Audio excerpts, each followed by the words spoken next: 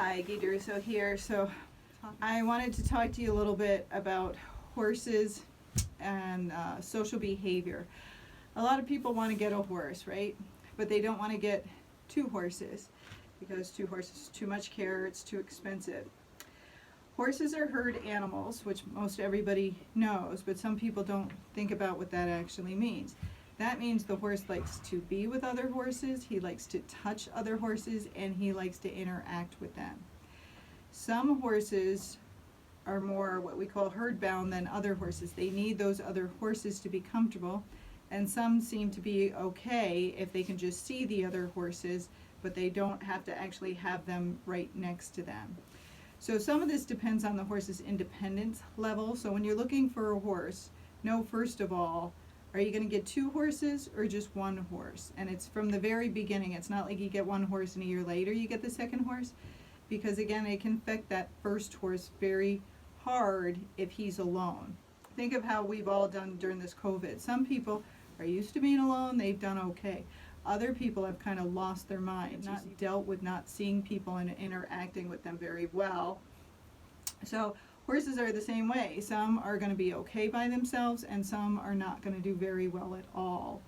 And if you read up about it a fair amount, you'll see that some weird things happen to horses when they're alone. So some get depressed, they just don't want to do anything, they just kind of mope around. And if you didn't know the horse, you wouldn't know that was abnormal. But if you see him interacting with other horses, then by himself he's very mopey. That horse needs other horses. He needs to be social. Some horses will be alone for years and then one day they just drop dead. And the vet has no explanation for it. You know, what happened to the horse, or it came down with something and all of a sudden it died, but it seemed like a healthy horse. Because all these things put stresses on your horse, so that's why you're trying to make it as natural as it can, so it can interact and see other horses. So say you don't have horses on your property, what do you want to do? Well, first, when you're buying a horse, get one that's not needy. Second, try to make it so the horse can see other horses, either across the property or somewhere else. Or, if you don't, hopefully you're nearby that you can walk them up to the other horses daily or every couple of days and just let them nose and be with those other horses and maybe graze next to them, even on the other side of the fence if it's a neighbor's horse, and just let them hang out and be horses.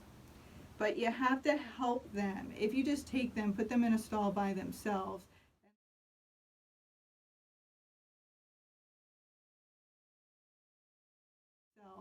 and then they start acting depressed, or they start acting badly, or they're acting up and doing all sorts of bad things. Sometimes it's just because they are lonely and they don't know how to get back with those other horses, so they start doing things to see what happens. So when you're buying a horse, just remember it's a herd animal. It's best if it's with other horses. If you can't get it with other horses, try to get it a miniature horse. They are not that expensive to feed. You don't have to really get them out. They can wander around with the other horse, or they can follow you out on trail, or get them a goat. Have your dog hang with them. They need another animal to hang out with. Because again, most people think they hang out with their horses, long, like I'm part of his herd, I'm hanging out with him. Well, you're probably out with him maybe 3 hours at the most. These animals are used to being with other animals for 24 hours. So you being with them 3 hours, maybe you're with them 6 hours. That's still not usually enough. They need to have that safety of feeling those other horses in the area. Remember, in their instincts, those horses look out for each other.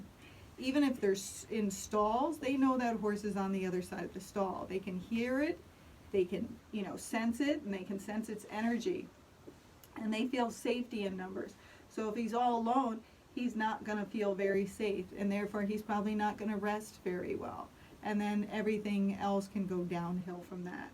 Now, some people will say, I had a horse 30 years alone, and that horse was fine. That's just fantastic that happened. But just know that that's abnormal. And most horses do not do well by themselves. So if you're planning on petting a horse, you have to come up with a plan to try to make it successful.